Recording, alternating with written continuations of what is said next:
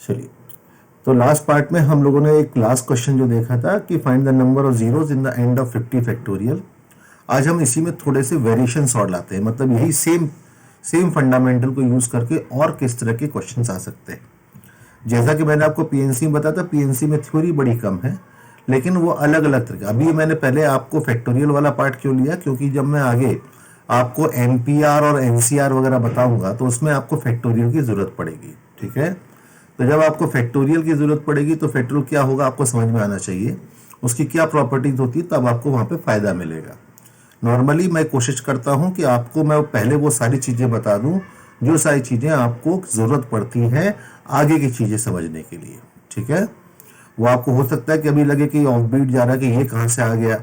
मैंने ऐसे आपको फंडामेंटल प्रिंसिपल ऑफ काउंटिंग बताया, उसके बाद फिर मैं फैक्टोरियल पे आ गया। मैं क्योंकि फंडामेंटल प्रिंसिपल को काउंटिंग को मैं जब आगे बढ़ाऊंगा तो वहां पे फैक्टोरियल का रोल आएगा। तो फैक्टोरियल क्या होता है, कैसे वैल्यूएट होते हैं, वो सब हमें देखना पड़ेगा।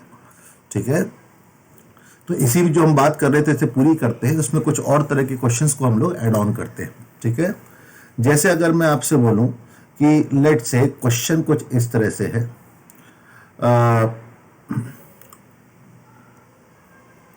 What is the highest power of 12 that divides 50 factorial. 50 factorial को डिवाइड करने वाली सबसे बड़ी पावर क्या होगी, ये बताइए।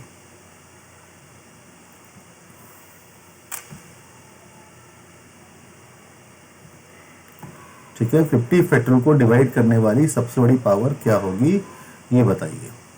अब ये क्वेश्चन कैसे करें। ठीक है, अब देखिए 50 फैक्टोरियल को हम लोगों ने पिछले टर्म पे देखा था, 2 की पावर क्या आ रहा था 47, 3 की पावर हमने नहीं निकाली थी, 5 की पावर हमारी 12 आई थी, और बाकी सबकी जरूरत नहीं थी, 47 तक जाता है। लेकिन स्टिल अब हमें चाहिए इसे डिवाइड करना है 12 से ना। 12 के प्राइम फैक्टर्स क्या होंगे, क्योंकि देखिए सिंपल 12 से डिविजिबल कब होगा, जब 12 का हर प्राइम फैक्टर कितनी बार यहाँ पे मिलेगा। तो 12 के प्राइम फैक्टर्स क्या होंगे, 2 इंटू 2 इंटू 3। मतलब एक 12 बनाने के लिए आपको 2 2 चाहिए और एक 3 चाहिए। तो ये 12 से कितनी बार डिवाइड होगा, ये डिपेंड करेगा कि यहाँ 2 कितने हैं और 3 कितने हैं। ठीक है, बात समझ में आई। तो एक बार इस क्वेश्चन को जरा इतनी हिंट के साथ ट्राई करो। सबसे पहले एक काम करो, हिंट की यहाँ पे 3 की पावर नहीं, मैं 3 की पावर आपको निकाल के बताता हूँ। तो अगर 3 की पावर निकालनी है तो 50 डिवाइड बाय 3 ये करिए, प्लस 50 डिवाइड बाय 9, फिर 9 से अगली पावर 3 की कौन सी आएगी 27, 50 डिवाइड बाय 27, प्लस अब उससे अगली पावर 81 जो 50 से बड़ी हो जाती तो वो तो 0 हो जाएगा। तो सिर्फ ये वैल्यूएट करना है। तो बताइए कि 16 3 या 48 होता है। ठीक है, तो ये आपका 16 पॉइंट समथिंग आएगा, उसका इंटीग्रल पार्ट 16, ये आ जाएगा 5 और ये आ जाएगा 1, तो टोटल मिला के ये हो जाता है 22। मतलब 3 की पावर जो आएगी वो 22 आएगी। ये 50 फैक्टोरियल है।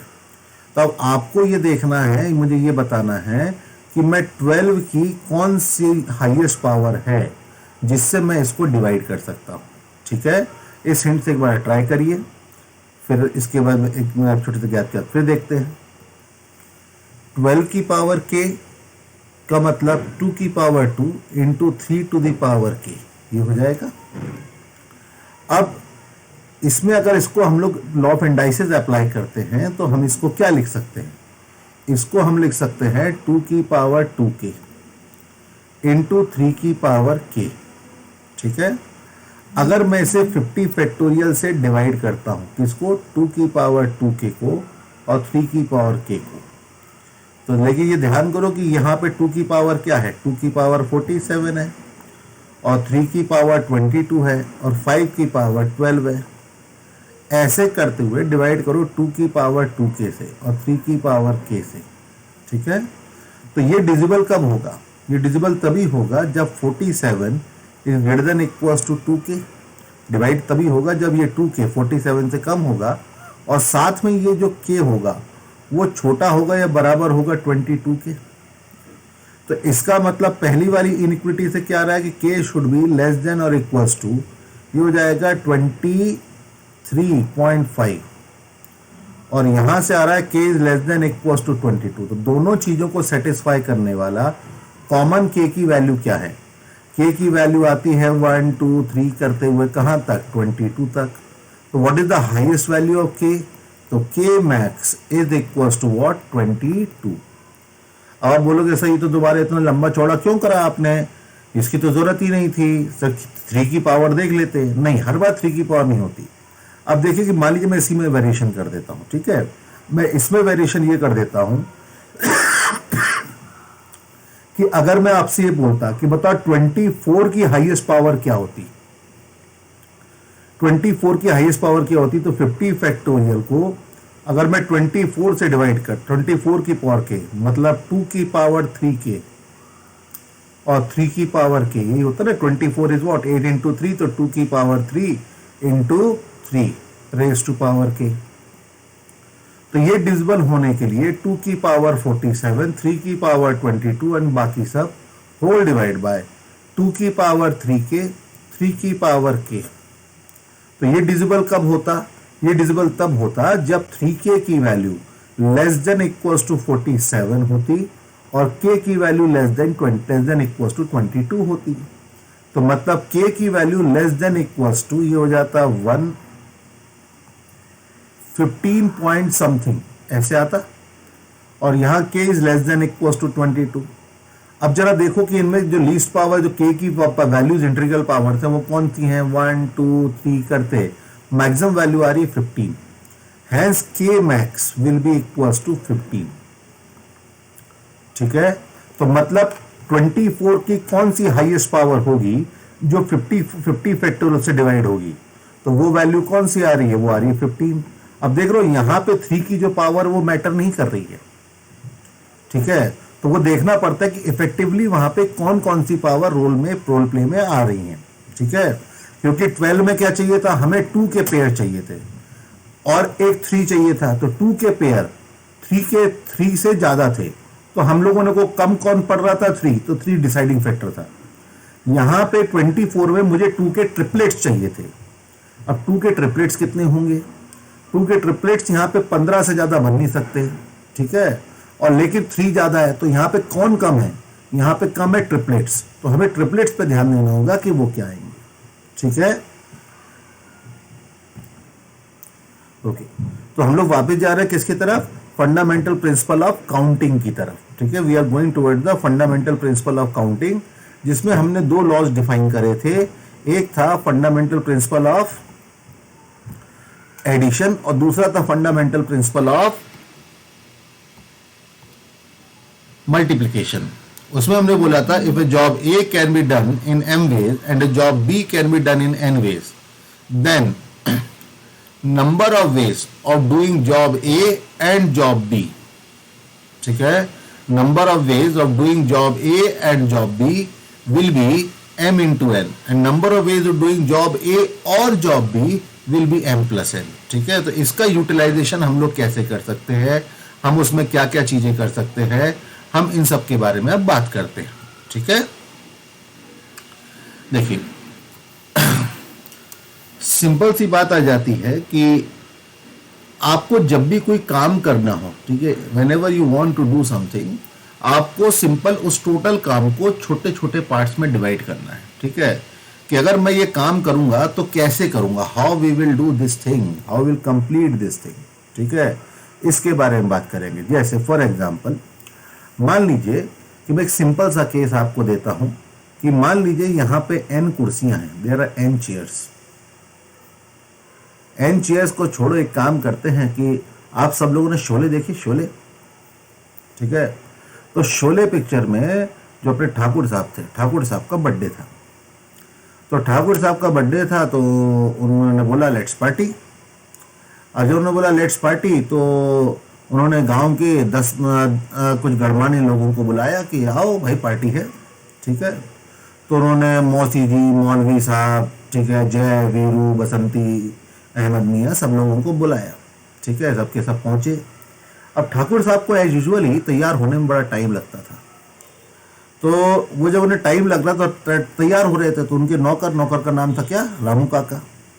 तो रामू काका जो थे, रामू काका ने बैठे बैठे थोड़े मजे लेने शुरू कर। रामू काका ने क्या, 10 लोग थे, 10 कुर्सियां लगा दी थी, ठीक है। वो तो खड़े रहते थे, ठाकुर साहब की कुर्सियां अलग थी बर्थडे बॉय की। तो अब हुआ ये कि रामू काका ने बोला चलो सब लोग बैठ जाओ, लाइन से कुर्सी पे सब लोग बैठ गए।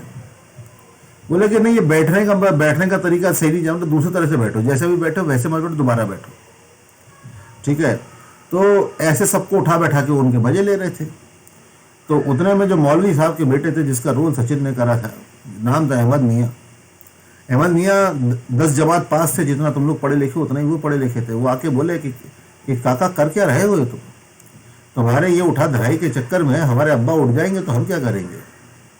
तो भाई अब तो बोले कि बताओ बच्चा क्या करना क्या चाहते हो, ये तो बताओ। उन्होंने कि यार ये 10 कुर्सियां हैं, मैं पता करना चाहता हूँ कि 10 कुर्सियों पे 10 लोगों को बैठाऊंगा कैसे। बोले लो काका, तुम तो इतनी बड़ी बात करने लग गए, इतनी छोटी सी बात है, कैसे करेंगे। देखो ऐसा करते हैं, क्या करते हैं कि कितने लोग हैं हमारे पास हैं 10 लोग, ठीक है, 10 पर्सन्स। चेयर्स कितनी हैं, 10 चेयर्स हैं। अब 10 लोगों को 10 कुर्सियों पे बैठाना है, तो हमारा टोटल काम क्या है, what is the total work that we have to do, we have to fill 10 chairs, this is the total work। now how we will do that thing, उसके लिए हम लोग पहली चेयर भरेंगे, फिर दूसरी चेयर भरेंगे, फिर तीसरी चेयर भरेंगे। ऐसे करते करते जब 10 चेयर एक के बाद एक भर जाएंगी सारी, तो हमारा काम पूरा हो जाएगा, ठीक है। कि हाँ ये बात तो तुमने सही बोली, फंडामेंटल प्रिंसिपल ऑफ काउंटिंग उन्हें समझाया कि बहुत बढ़िया बात थी, ये तो बात सही है। तो अब क्या हुआ कि जब पहली कुर्सी पे जब बोल गया कि चलो सबको लेके चलते पहली कुर्सी पे गए वो, तो पहली कुर्सी भरनी थी। तो अब बताओ पहली कुर्सी को भरने के लिए उनके पास कितने ऑप्शन है, 10 के 10 लोग थे, बाकी कुर्सियां तो खाली है ना। तो पहला काम करने के उनके पास 10 वेज थे, ठीक है, there were 10 ways to fill the first chair. चलो इसको भर दिया। अब अगली कुर्सी पे गए तो हमारे पास कितने ऑप्शन बचे, 9 ऑप्शंस बचे। क्यों बचे 9 ऑप्शन, क्योंकि एक बेचारा तो वहां बैठ गया, और जो एक आदमी 2 कुर्सी पे थोड़ी बैठता है। आज तो सरकार में भी एक आदमी में 2 पोस्ट पे नहीं रहता है, ठीक है। तो इस कारण से 9 वेज रह गए। अब यहाँ पे आए तो क्या हो गया, तो यहाँ पे आके हो गए 8 तरीके। फिर अगले पे आए तो कितने तरीके हो गए, यहाँ पे हो गए 7 तरीके। ऐसे ही और करते जाएंगे तो 5 6 7 8 9, ठीक है। यहाँ 6, यहाँ 5, यहाँ 4, यहाँ 3, यहाँ 2 और लास्ट कुर्सी पे 1, ठीक है, समझ आया। तो हर कुर्सी को भरने के तरीके हमें मालूम चल गए। अब ये सारे काम क्या होने हैं, ये सारे काम एक साथ होने हैं कि इनमें से कोई भी एक हो जाए तो चलेगा। तो ये सातों के सातों काम एक साथ होने हैं।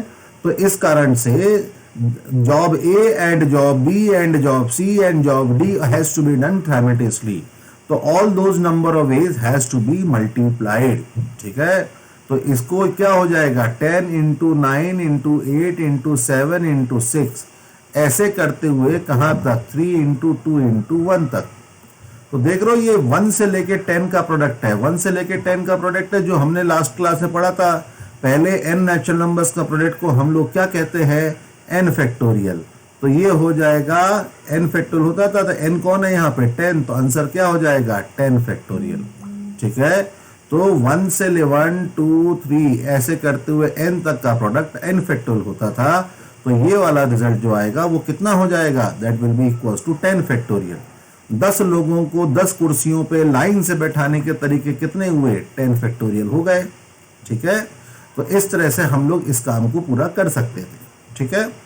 तो बेसिकली अब सोचो कि इसी चीज में क्या हो जाता, इसी चीज में n लोगों को अगर n कुर्सियों पे बैठाना होता, ठीक है। अगर हमारा क्वेश्चन ये होता, total number of ways of seating n persons on n chairs will be equal to 10 को 10 पे बैठाने के देन 10 फैक्टोरियल। तो n को n पे बैठाने के कितने तरीके, n फैक्टोरियल वेज होंगे। ठीक है, n लोगों को लाइन में बैठाने के तरीके होंगे n फैक्टोरियल। लेकिन इसमें परमुटेशन कहाँ है, इसमें कॉम्बिनेशन कहाँ है, परमुटेशन और कॉम्बिनेशन क्या होता है। तो अब इसमें देखिए फंडामेंटल प्रिंसिपल है, परमुटेशन कॉम्बिनेशन को लाने के लिए हमको क्या करना पड़ेगा, थोड़ा सा उनके बीच का डिफरेंस समझना पड़ेगा। ठीक है, क्योंकि परमुटेशन कॉम्बिनेशन बस क्या है, एक पर्टिकुलर काम करने के तरीके हैं, काउंटिंग का तरीका यही है, यहीं से परमुटेशन आएगा, यहीं से कॉम्बिनेशन आएगा, कोई अलग नहीं आने वाले। ठीक है, तो परमुटेशन और कॉम्बिनेशन के लिए सबसे पहली रिक्वायरमेंट जो आती है वो क्या है कि जितने भी लोगों में से सिलेक्ट करना हो, all of them should be distinct. ठीक है, सबके सब क्या होने चाहिए, डिस्टिंक्ट होने चाहिए। ओके, तो जैसे मैंने बोला कि चीज़ों का डिस्टिंक्ट होना बड़ा ज़रूरी है। ठीक है, अब मैं इसमें आपको जरा मैं बताता हूँ, देखिए सब हंसी मजाक की चीज़ें हैं कि सबके छोटे भाई बहन होते हैं, सब लोग डरते, आपस में सब लोग लड़ते होंगे। बचपन में हर भाई बहन आपस में कुत्ते बिल्लियों की तरह लड़े। ठीक है, बड़े होके भले ही वो आपस में कितने भी अच्छे दोस्त हो जाए। और भाई बहन होते क्या, दोस्त अच्छे कब बनते मालूम है, जब दोनों को एक दूसरे की बात छुपानी होती है। अच्छा, ये मेरी बात ये भी बता सकता है, वो भी मेरी बात बता सकता है। तो अब होता क्या है कि बचपन में हम भी, मेरा एक छोटा भाई है, हम लोग बड़ा लड़ा करते थे। और बचपन में होता क्या था कि मम्मी यानी कि स्कूल से, हमारी मम्मी भी टीचर थी, तो वो स्कूल से आती थी। स्कूल से आने के बाद हम लोग होमवर्क करके फिर खेलने जाते थे। खेलने जाने से पहले मम्मी हमें दूध और बिस्किट दिया करती थी। उस टाइम का हमारा फेवरेट था, सबकी बढ़ते बच्चों की पहली पसंद पार्ले जी। तो नॉर्मली हम लोगों को 3-3, 4-4 बिस्किट पार्ले जी की दी। तो मम्मी हम बीइंग द एल्डर, मम्मी मुझे बुला के बोलती थी, ये ले बेटा, जैसे कि 6 बिस्किट ले जा, दोनों बराबर बराबर खा लो। तो लेकिन बचपन में एक बड़ी बार फाइट होती थी। बचपन में फाइट होती थी कि ऐसा लगता था कि हमारे सिबलिंग को, हमारा जो भाई बहन है, उसको ज़्यादा अच्छी चीज़ें मिल रही है। उसको जो चीज़, उसे बिस्किट, वो बिस्किट दिए, लेंगे इसके बिस्किट बड़े मिले। एप्पल काट के मम्मी ने दिया तो हमेशा ये लगता है कि उसका जो एप्पल है ना वो बड़ा है, मुझे छोटा पीस दिया, ये हमेशा आपस में लगता है। तो अब क्या होता है कि पहले तो हम लोग थोड़ा लड़ते थे कि भाई मुझे ये वाला बिस्किट सिलेक्ट करना, वो वाला बिस्किट। तो मुझे समझ में आ गया, क्या समझ में आ गया, मुझे मैथमेटिकल में पहले से था, देखो भाई, है ना। तो मैथमेटिकल में पहले से, तो उसमें क्या हुआ कि मुझे समझ में आ गया कि भाई देखो बिस्किट तो सारे सेम है, इसमें चॉइस क्या करोगे। आपके पास चॉइस तो तभी आएगी ना जब चीज बिस्किट्स क्या होंगे, डिस्टिंक्ट होंगे। Until less the things are distinct, तो तब तक आप ये पता ही नहीं कर सकते कि कौन सी, जैसे अगर आप जैसे कि मान लीजिए बिग बाजार में जाते हो, बिग बाजार में आप वहाँ पे टूथपेस्ट लेने गए। अब जब टूथपेस्ट लेने जाते हो तो खूब सारे वहाँ पे कोलगेट के ट्यूब रखे हुए एक ही साइज के, तो आप उठा के रैंडमली कोई से उठा लेते हो ना, वहाँ पे उसको देख थोड़ी है कि कौन सा बड़ा है कौन सा छोटा, कि इसमें 2 ग्राम ज़्यादा है, इसमें 3 ग्राम कम है। आप तो सीधे उठा के ले लेते हो। क्यों? क्योंकि all of them are identical to you, they have in appearance, in the quantity, they are all same. ठीक है, तो उससे कोई फर्क ही नहीं पड़ता है, तो आप कोई भी उठा लेते हो। लेकिन यही चीज़ जब आप आलू लेने जाते हो तो देखते हो कौन सा आलू कैसा, क्योंकि वो आलू सब अलग अलग है, शेप साइज सब अलग अलग है। तो जो चॉइस है, डिस्टिंक्शन का जो चॉइस है, वो तभी आता है जब चीजें क्या होती है, डिस्टिंक्ट होती है। ठीक है, तो अब बात आती है कि क्वेश्चन में आपको नॉर्मली ये आइडेंटिफाई करा जाएगा कि चीजें डिस्टिंक्ट है कि आइडेंटिकल है। ठीक है, द थिंग्स आर डिस्टिंक्ट और identical, that should be identified. वो डायरेक्टली या इनडायरेक्टली बताया जाएगा। ठीक है, लेकिन अब समझिए कि एक कॉमन सेंस बेस्ड चीज है। जैसे अगर मान लीजिए 4 चींटियां जा रही हैं, ठीक है, 4 चींटियां जा रही हैं। अब इन 4 चींटियां, इन्हें क्या लोगे, आइडेंटिकल लोगे या फिर इनको आप डिस्टिंक्ट। ओके, देखिए अब 4 चींटियां जा रही हैं, आप लोगों को सारी जो चींटियां एक जैसी दिखेंगी। ठीक है, तो आप उन्हें कैसे ट्रीट करना चाहोगे, आइडेंटिकल की तरह। लेकिन एक्चुअल में उनकी मम्मी से पूछो ना, कौन रिंकी, कौन मिंकी, कौन चिंकी और कौन टिंकी। ठीक है, तो एक चीज समझिए, all god made objects has to be treated as distinct. By default हम लोग ऑल गॉड मेड ऑब्जेक्ट्स को हम डिस्टिंक्ट ट्रीट करेंगे। ठीक है, अगर उन्हें आइडेंटिकल ट्रीट करना है तो क्वेश्चन में उसे डिस्टिंक्टिवली बताना पड़ेगा, डायरेक्टली या इनडायरेक्टली, कि चीजें डिस्टिंक्ट है या आइडेंटिकल है। ठीक है, क्योंकि अगर 10 एक जैसे लड्डू पड़े हैं तो कोई से भी लड्डू उठा लो, फर्क नहीं पड़ता। लेकिन 10 अलग अलग तरह की मिठाइयां अगर डब्बे में पड़ी हुई हैं तो आप सिलेक्ट कर सकते हो कौन सी मिठाई सिलेक्ट करेंगे, कौन सी नहीं करेंगे। ठीक है, तो पहली चीज तो सबसे पहले पूरा जो हम लोग बात कर रहे हैं पीएनसी की, यहाँ पे बहुत मैटर करेगा कि चीजें डिस्टिंक्ट हैं या आइडेंटिकल हैं। ठीक है, सब अलग है, सब एक जैसी हैं कि कुछ अलग है कुछ अलग है, तो इसके हिसाब से हमारे number of ways of counting जो रहेंगे वो चेंज होते जाएंगे। ठीक है, उससे फैक्टर आएगा।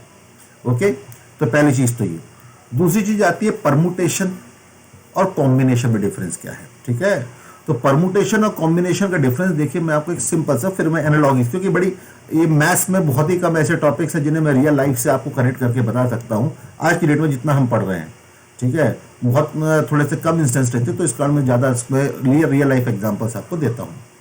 तो रियल लाइफ एग्जाम्पल्स में मैं आपको ऐसे समझाऊँ कि लेट से अगर मैं आज आपको बोलता हूँ कि भाई मेरी क्लास में, ठीक है, मेरी क्लास में जो बच्चे हैं, मैं उन बच्चों में से हुआ क्या कि मेरी आईआईटी वालों से बात हो गई है और वो मुझसे अच्छे से, मेरे जितने सारे बच्चे मेरे सिलेक्ट हुए पहले, उनसे खुश होकर बोला कि सर हम आपके 3 बच्चों को डायरेक्टली आईआईटी में एडमिशन देंगे। तो आया, बड़ी अच्छी बात है, 3 बच्चे डायरेक्टली आईआईटी में, और 3 बच्चों के नाम आपको हमें बताने पड़ेंगे। अब मैं नाम बताना शुरू कर रहा हूँ, तो ओके, जो 3 बच्चे आईआईटी में जाने वाले हैं, ठीक है, उनका नाम क्या है। मैंने बोला पहला नाम ए। अब पहला नाम जब मैंने बोला ए, तो जो बाकी लोग थे नहीं रुको, अभी अपना नाम आने वाला है, आएगा, ये नहीं आया, पहले नहीं आया तो क्या वो दूसरी जगह आ जाएगा, क्या दिक्कत है। ठीक है, तो फिर दूसरा नाम है ये। ठीक है, फिर क्या बोला, तीसरा नाम। तो सबकी आशाएं तीसरे तक भी रुके रहेंगी, वहां पे किसी को कोई मैटर नहीं करता कि मेरा नाम पहले आए, दूसरा आए या तीसरा आए, क्योंकि तीनों के तीनों आईआईटी में जाने वाले हैं। ठीक है, अभी तो ये जो यहाँ पे हम बात कर रहे हैं कि यहाँ पे देखो, अगर मैंने बोला ए, पहले ए फिर बी फिर सी, या फिर पहले बोला मैंने बी फिर बोला ए और फिर बोला सी, कोई अंतर आया? कोई अंतर नहीं आया। क्यों? गए तो वही 3 ABC ना। ठीक है, अगर मैंने पहले ए का नाम लिया, फिर मैंने बी का नाम लिया, फिर मैंने सी का नाम लिया, ठीक है, मैं ऐसे करके ए बी और सी का मैंने अलग अलग करके नाम लिया, तो समझिए कि मैंने पहले ए बोला, फिर बी बोला, फिर सी बोला, या फिर पहले सी बोला, फिर बी बोला, फिर मैंने ए बोला, फर्क क्या पड़ा? गए तो 3 वही ए बी सी ना। ठीक है, तो इस कारण से यहां पे इस सिनेरियो में आप ए बी सी बोलो या बी सी ए बोलो या सी ए बी बोलो, फर्क नहीं पड़ता, कद्दू फर्क नहीं पड़ता। ठीक है, तो दोनों चीजें सेम है। मतलब यहां पे क्या है कि किस ऑर्डर में नाम लिया जा रहा है ये इंपॉर्टेंट ही नहीं है। ठीक है, अब जब यही बात हम लोग करते हैं किसमें, कि मान लीजिए अगर मैं बोल दूं कि जो मैं पहला नाम लूंगा वो बॉम्बे जाएगा, जो दूसरा नाम लूंगा वो दिल्ली जाएगा, और तीसरा नाम लूंगा वो गुवाहाटी जाएगा, तो अब जिन 3 लोगों के नाम मैंने पहले लिए, उनको अब पहले सिर्फ इतना मतलब था कि मेरा नाम आ जाए, लेकिन उसके बाद क्या हुआ, जब मैंने ये कंडीशन जोड़ दी कि भाई पहला ये, दूसरा ये और तीसरा ये, तो उसमें चॉइसेस बढ़ गई। चॉइसेस क्या? नहीं भैया हमारा नाम तो आए, लेकिन नाम आए कहां ये भी मैटर करेगा। मतलब मेरा नाम पहले आ रहा है कि दूसरा आ रहा है कि तीसरा आ रहा है, इसका फर्क पड़ रहा है। ठीक है, इसका हमें अब फर्क पड़ रहा है। तो इसका मतलब क्या हुआ कि यहां पे ऑर्डर जो है वो इंपॉर्टेंट हो गया। समझ आया? यहां पे ऑर्डर क्या हो गया? इंपॉर्टेंट। तो जो पहला केस था, जब सिर्फ तीनों को सिर्फ सिलेक्ट होने की बात थी, भाई हमारा नाम आ जाए बस, that particular thing is called as combination. ठीक है, उस कंडीशन को क्या बोलते हैं? कॉम्बिनेशन। और जब हमारी ये बात है कि हमारा नाम भी आ जाए और नाम इस जगह आ जाए, मतलब रिलेटिव ऑर्डर का इंपॉर्टेंस होता है। ए बी और बी ए कैसे काउंट होगा? अलग अलग काउंट होगा। ठीक है, ये मैंने जैसे कि हॉकी राम को दे दी और बैट शाम को दे दिया। ठीक है, दिया तो बैट और हॉकी ना। अब मैंने राम को हॉकी दे दी और शाम को बैट दे दिया, तो भी मैंने बैट और हॉकी डिस्ट्रीब्यूट करा। लेकिन आप समझिए कि लेकिन अब ये दोनों के लिए अलग है। पहले वाला बोलेगा मुझे पहले बैट मिला था, इस बार मुझे हॉकी मिल गई, अलग काम करा आपने। ठीक है, तो ये ऑर्डर जो है इंपॉर्टेंट आ रहा है। ये ऑर्डर का इंपॉर्टेंस जो आता है वो कब आता है? ये ऑर्डर का इंपॉर्टेंस आता है परमुटेशन में। तो जहां पे रिलेटिव ऑर्डर इंपॉर्टेंट होता है that is called as permutation, और जहां पे रिलेटिव ऑर्डर इंपॉर्टेंट नहीं होता है that is called as combination. लेकिन इन सब के लिए ग्राउंड रियलिटी क्या चाहिए कि जो जिन चीजों को हम लोग सिलेक्ट कर रहे हैं, बांट रहे हैं, जो भी कर रहे हैं, वो चीजें डिस्टिंक्ट होनी चाहिए अभी, ठीक है। और उनमें से कोई चीजें क्या होगी, आइडेंटिकल हो जाएंगी, जिन्हें हम पहचान नहीं पाएंगे, तो number of ways of doing that thing will change. वो हम सेपरेट पार्ट में उसके बारे में हम लोग बात करेंगे, ठीक है। यहां तक बात आप सब लोगों को अब क्लियर होनी चाहिए। चलिए, तो अभी जो हमने करा, ठीक है, अभी जो हमने लिखा ना कि total number of ways of sitting N person on n chairs, तो यहां पे पहली चेयर पे कौन, दूसरी चेयर पे कौन, अब वो दूसरा और पहले ने अगर इंटरचेंज कर लिया तो फर्क पड़ जाएगा ना। तो परमुटेशन कहाँ कहाँ आएगा, जहां अभी हम लोगों को ऑर्डर में लगाएंगे, लाइन से बैठा रहे हो, सर्कल में बैठा रहे हो, ठीक है, डिस्ट्रीब्यूशन कर रहे हो, सब परमुटेशन है, ठीक है। जब आप टीम सिलेक्ट कर रहे हो कि मैं 10 में से 5 लोग सिलेक्ट कर रहा हूं, 10 में से 3 गैंग सिलेक्ट कर रहा हूं, तो all those are the cases. तो जहां पे सिलेक्शन, आप समझिएगा, arrangement is permutation and selection is combination, ठीक है, बात समझ में आई। तो लेकिन ये दोनों अलग अलग नहीं है, लेकिन मैं आपको भी कुछ फॉर्मुलेशन बताऊंगा, लेकिन जब हम क्वेश्चन करने जाएंगे तो आप देखेंगे ये फॉर्मुलेशन हर जगह सब जगह लगते हैं, ठीक है। बस आपको केस पहचानना है और कुछ नहीं करना है। तो आप basic fundamental principle of counting पे ज्यादा बेस्ड रहिएगा, हम उसी से अभी ये रिजल्ट निकाल रहे हैं। तो अभी क्या आया, total number of ways of seating n person on n chairs. अभी ये मैं क्या बोलचाल की भाषा में से कर रहा हूँ, टेक्निकली मैं इसको दोबारा लिखवाऊंगा अभी। तो यहाँ पे अगला आता है कि अब देखिए यहाँ पे कहानी में ट्विस्ट आया कि ठाकुर साहब का बर्थडे था, ठाकुर साहब के बर्थडे में 10 लोग आए हुए थे, 10 कुर्सियां लगी हुई थी, और उस पर 10 लोगों को बैठाने के तरीके रामू काका ने ढूंढ लिए, ठीक है। एन फैक्टोरियल, 10 लोगों को 10 कुर्सियां बैठाने के तरीके 10 फैक्टोरियल जनरलाइज करके बोला कि एन लोग एन कुर्सियों पे एन फैक्टोरियल। अब यहाँ पे कहानी में ट्विस्ट आया, गब्बर को मालूम चल गया कि आज तो ठाकुर का बर्थडे है। अब भैया देखो, यारी दोस्ती दुश्मनी सब अलग है, पार्टी पार्टी की जगह। गब्बर बोला लेट्स पार्टी, ठीक है। गब्बर ने अपने 4-5 गणमान्य डाकू इकट्ठे करे, ठीक है, वो सांबा कालिया टाइप्स, और उनको घोड़े पर बैठा के टुकड़ों टुकड़ों करके पहुंच गए, और वहां पहुंच के जाके बोले Thakur happy birthday let's party. तो अब गब्बर आ गया, गब्बर को कौन मना कर सकता है, तो गब्बर को कोई मना नहीं कर पाया। Although you know Gabbar is the one of the cutest villain ever, सबसे क्यूटेस्ट विलेन जो था वो गब्बर था, गब्बर के बाद फिर मुगम्बू ही था, ठीक है।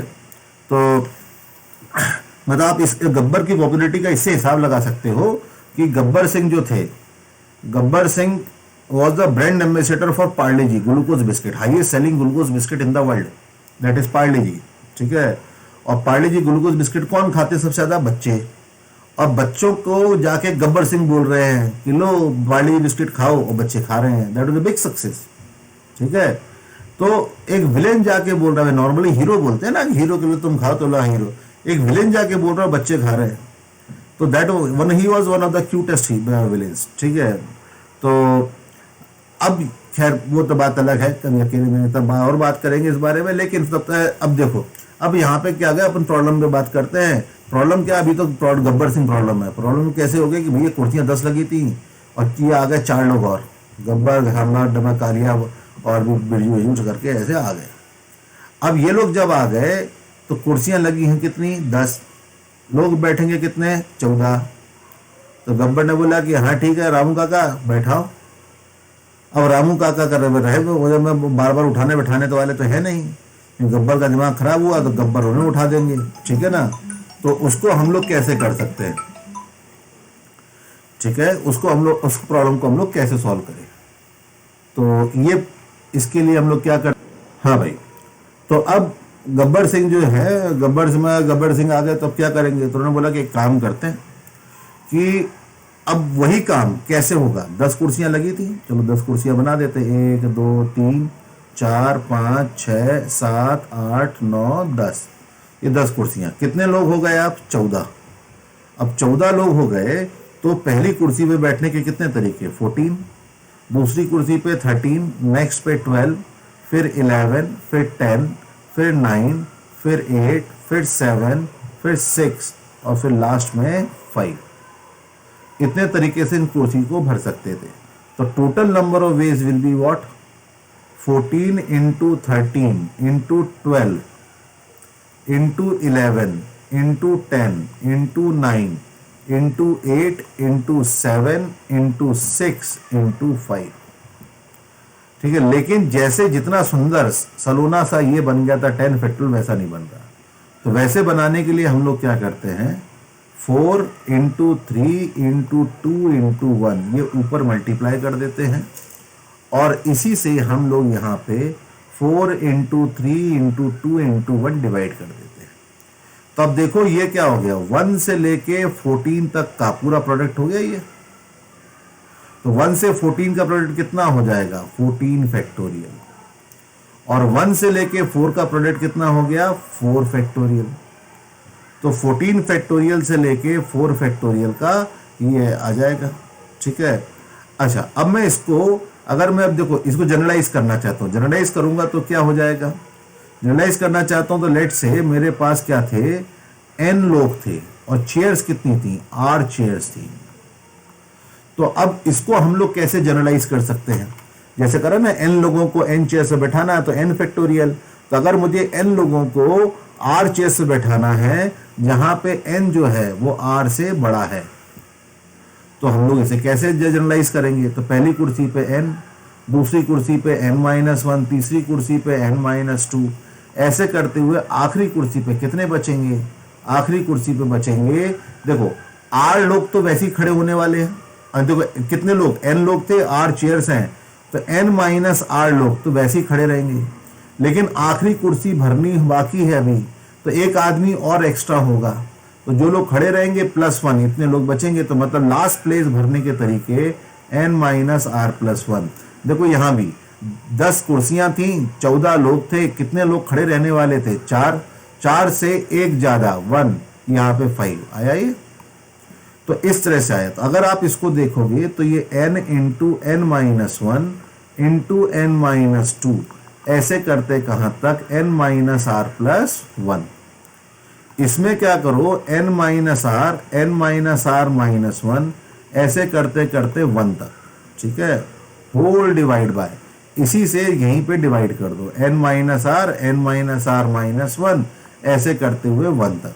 तो ऊपर देखो 1 से लेके n का प्रोडक्ट हो गया, तो कितना हो गया, n फैक्टोरियल, और नीचे 1 से लेके n-r तक का प्रोडक्ट कितना हो गया, n-r फैक्टोरियल। मतलब टोटल नंबर ऑफ पर्संस का फैक्टोरियल। ठीक है, टोटल का फैक्टोरियल अपॉन अब जो रिमेनिंग बचेंगे उनका फैक्टोरियल। ठीक है, जितने लोग बचेंगे उसका फैक्टोरियल से डिवाइड। तो ये बेसिकली क्या हुआ, n लोगों को कितनी चेयर्स पे अरेंज करा, 8 चेयर्स पे अरेंज करा, उसके तरीके इतने आए, n factorial upon n-r factorial. ठीक है, अब इसी चीज को, ठीक है, यही चीज जो हम लोग कर रहे हैं, इसी चीज को हम लोग इसी कहानी में थोड़ा सा चेंज करते हैं। ठीक है, तो बेसिकली क्या कर रहे हैं हम लोग, अरेंजमेंट कर रहे हैं। Arrangement means what, permutation. ठीक है, तो टेक्निकली अगर मैं इसको बोलना चाहूं तो क्या बोल सकता हूं, इसे बोल सकता हूं total number of ways of permuting, permuting बोलो और अरेंजमेंट बोलो। ठीक है, permuting and different objects taken r at a time. R at a time मतलब n में से कितने लोगों को बैठाना है, r लोगों को ही बैठाना है। ठीक है ना, विल बी। ठीक है, विल बी क्या फॉर्मूला आया हमारे पास, n factorial upon n-r factorial, और इसी फॉर्मूले को हम लोग नोटेशन वाइज क्या लिखते हैं, npr। ठीक है, इतना लंबा जो किस्सा लिखा ना कहानी को, इसको समझाने के लिए सिंपल सा नोटेशन npr। npr मतलब n में से r लोगों का, p मतलब परमुटेशन। ठीक है, n में लोगों में से r लोगों के परमुटेशन को हम लोग बोलते हैं क्या, npr। ठीक है, समझ में आया। तो npr, अगर मैं बोलता कि परमुटेशन, अगर मैं ऐसे ही बोलता npn, npn मतलब जितने लोग उतनी कुर्सियां, npn बताओ कितना हो जाएगा, n factorial upon n-n factorial, that is n factorial upon 0 factorial, कितना बचेगा, n फैक्टोरियल। अब देखो यहाँ पे 0 फैक्टोरियल की महिमा आपको, जो हमने कल बात कर रहे थे, वो आपको यहाँ समझ में आएगी। ठीक है, ऑल्दो ये मैं बहुत बड़ा इसको मैं सही एक्सप्लेनेशन नहीं मानता हूं कि अगर यहाँ पे एक भी कुर्सी नहीं और एक भी आदमी नहीं तो बैठाने के तरीके कितने होंगे? n लोगों को n कुर्सी बैठाने तरीके n फैक्टोरियल, तो 0 लोगों को 0 कुर्सी बैठाने तरीके कितने? 0 फैक्टोरियल। लेकिन अब बताओ 0 लोगों को 0 कुर्सी पे बैठाएंगे कैसे? जब कुछ है ही नहीं तो बैठाएंगे क्या? और नहीं बैठा पाना कोई एक तरीका थोड़ी काउंट होगा, ठीक है? कोई काम ना कर पाना कोई नंबर ऑफ वेज थोड़ी होता है। नंबर ऑफ वेज तो काम होने के काउंट होने ना। तो इस कारण से समझिए कि देखिए यहाँ पे ये हमें साफ साफ दिख रहा था, काउंटिंग में क्या 0 फैक्टोरियल अगर 1 लूंगा तो आंसर n फैक्टोरियल आ जाएगा, और हमारा थ्योरी में भी आंसर क्या रहा था? n factorial. तो हमारा आंसर मैच करेगा कब? जब 0 फैक्टोरियल कितना हो जाएगा? 1 हो जाएगा। अब किससे कहानियों में बना बनू के बोल दो कि हाँ भाई ऐसा होता है ऐसा होता है, मेन लॉजिक जो रहेगा वो यही रहेगा, ठीक है? कि हमें एक्समेटिक फॉर्म में हम लोगों ने देखा कि हम जब कैलकुलेशन कर रहे थे तो कई जगह पे 0 फैक्टोरियल आ रहा था। 0 फैक्टोरियल को 1 लेने के बाद हमारे फिजिकल एक्सपीरियंसेस और हमारे थ्योरेटिकल एक्सपीरियंसेस मैच कर रहे थे, इस कारण से हम लोग 0 फैक्टोरियल को 1 लेते हैं, ठीक है? तो ये आपको सबसे पहली चीज ये समझनी है, ठीक है? n डिस्टिंक्ट चीजों को में से एक बार में r लोगों को परम्यूट, r चीजों को मैं लोग क्यों यूज कर रहा हूं? मैंने आपको यहाँ पे शोले फिल्म का एग्जाम्पल क्यों दिया? शोले फिल्म का एग्जाम्पल देने पीछे रीजन सिर्फ ये था कि शोले में कोई भी डुप्लीकेट रोल नहीं था, सारे के सारे अलग अलग कैरेक्टर थे, ठीक है? समझ आया? इस कारण से मैं शोले पिक्चर का मैंने आपको एग्जाम्पल लिया। चलिए, तो ये तो हो गया हमारा एनपीआर। लेकिन अब देखो कि यही चीज जो चल रही थी, मैं जब गब्बर आ गया, ठीक है, तो रामलाल ने बोला, तो यहाँ पे रामलाल ने दिमाग लगाया, ठीक है? क्या दिमाग लगाया? 1 2 3 4 5 6 7 8 9 10 कुर्सियां थी, लोग कितने थे? 14। अब 14 लोग में रामलाल क्या कर रहा था? सबको ले जाके बैठा रहा था। तो यहाँ पे क्या हुआ? यहाँ पे अहमद मियाँ आए, ठीक है? यहाँ पे अहमद मियाँ आए और उन्होंने एक आइडिया दिया। ओके, तो अब यहाँ पे क्या हुआ कि रामू काका उठा के 14 के 14 लोगों को ले जाते थे, सबको बैठाते थे, जो 4 बचते तो उन्हें वापस ले आते थे, बोलते तुम लोग टहलो फिरो। लेकिन अब यहाँ पे अहमद मियाँ के बोले कि देखो साथ में बुजुर्ग भी हैं, आप इतनी मेहनत क्यों कर रहे हो? हमने जब पिछली बार काम करा था तो कितने तरीके आए थे कि 14 लोगों को, ठीक है, बैठाना था 10 चेयर पे। तरीके आए थे 14 फैक्टोरियल अपॉन 4 फैक्टोरियल, जिसको हम लोग 14p4 भी बोल सकते हैं, ठीक है? जो भी हमने पढ़ा उसके साथ। मैंने कहा अच्छा हाँ, ये तो हमने पिछली बार करा था, इस बार क्या करना, क्या आइडिया दे रहे हो? कि इस बार का आइडिया ये है कि हम लेके ही उतने जाएंगे। कितने लोग? हम 14 लोगों में से 10 लोग सिलेक्ट करेंगे और 10 लोगों को ले जाके 10 कुर्सियों पर बैठा देंगे। आइडिया ये है कि हाँ ये बढ़िया है कि जो 4 लोगों को बाद में लेके आएंगे, आने जाने का खर्चा बचेगा फालतू में, वो 4 लोग यहाँ बैठे रहेंगे तो दोनों ही 10 को लेके जाएंगे जिनको बैठाना है। यहाँ बात ये ठीक है। तो ठीक है, तो ये मतलब यही काम करने के लिए हमारे पास एक दूसरा तरीका, क्या कि पहले 14 में से 10 सिलेक्ट करो, ये पहला काम। फिर जो 10 सिलेक्ट हो गए उन 10 सिलेक्टेड को 10 चेयर्स पे बैठा दो। ये दोनों काम अगर आप एक के बाद एक लगातार कर दोगे तो क्या होगा? आपका पूरा काम जो आपने ये करा था वो हो जाएगा। तो 14 में से 10 लोगों को सिलेक्ट करने के तरीके हमें नहीं आते। अब देखो सिलेक्शन कर रहे 14 में से कौन से 10, तो मतलब कॉम्बिनेशन की बात आ रही है यहाँ पे, है ना? तो ये मैं मान लेता हूं उसके नंबर ऑफ वेज क्या होंगे? के नंबर ऑफ वेज मान लेते हैं। 14 में से 10 लोगों को सिलेक्ट करने के तरीके के तरीके हैं, के वेज, ठीक है? अच्छा, 10 लोग सिलेक्ट हो गए। अब 10 लोगों को 10 चेयर पे बैठाने के तरीके कितने थे? 10 फैक्टोरियल। तो टोटल दोनों काम एक के बाद एक साथ होने हैं, तो k इंटू 10 फैक्टोरियल, ये 14 लोगों को 10 कुर्सियों पे बैठाने के तरीके होने चाहिए, जिसे 14p4 भी बोल सकते हैं। 14p4 कितना था? 14 फैक्टोरियल अपॉन 4 फैक्टोरियल। मतलब k इंटू 10 फैक्टोरियल जो होगा वो 14 फैक्टोरियल अपॉन 4 फैक्टोरियल होगा। तो k की वैल्यू जो होगी वो 14 फैक्टोरियल अपॉन 10 फैक्टोरियल 4 फैक्टोरियल ये आएगी। लेकिन k क्या था? k was number of ways of selecting, ठीक है? Number of ways of selecting 10 out of 14। 14 में से 10 को सिलेक्ट करने के तरीके कितने आए? 14 फैक्टोरियल अपॉन 10 फैक्टोरियल 4 फैक्टोरियल। इसी को अगर हम लोग जनरलाइज करते हैं, जनरलाइज कैसे करेंगे? कि अगर मुझे n लोगों को r कुर्सियों पे n में से r को सिलेक्ट करना होता, n में से r को सिलेक्ट करना है, n में से r सिलेक्ट करना है, और ये n ऑब्जेक्ट्स कैसे होने चाहिए, डिस्टिंक्ट होने चाहिए, तभी फॉर्मूला अप्लाई करेगा जब ये डिस्टिंक्ट होंगे। तो क्या क्या फॉर्मूला है, टोटल नंबर ऑफ लोग, टोटल नंबर ऑफ लोग कितने थे, n फैक्टोरियल डिवाइड बाय कितने कितने लोग खड़े रह गए, कितने लोग बचे, जितने लोग बचे n माइनस r, कितने लोगों को हमने सिलेक्ट करा, r, ये आ गया। तो n में से r लोगों को सिलेक्ट करने के तरीके ये, सिलेक्शन का मतलब क्या, कॉम्बिनेशन। तो बेसिकली n में से r लोगों के कॉम्बिनेशन के तरीके ये आ रहे हैं, इसे शॉर्ट में हम लोग बोलते हैं NCR। तो NCR is what, NCR is the total number of ways of selecting r different objects out of n distinct objects, ठीक है। इसे हम लोग बोलेंगे total number of ways of selecting r out of n distinct objects।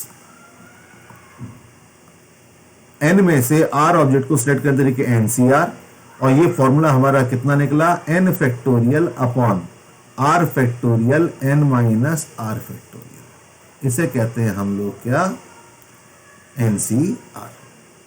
समझ आया? चलिए, तो आज के पार्ट में हम लोग यहाँ पे NP और NCR को डिफाइन करा। अगले पार्ट में हम इनको कैसे यूटिलाइज करते हैं, क्वेश्चंस में कैसे यूज करते हैं, इनके बारे में बात करेंगे। तो तब तक के लिए ओके, नेक्स्ट टाइम पे मिलते हैं।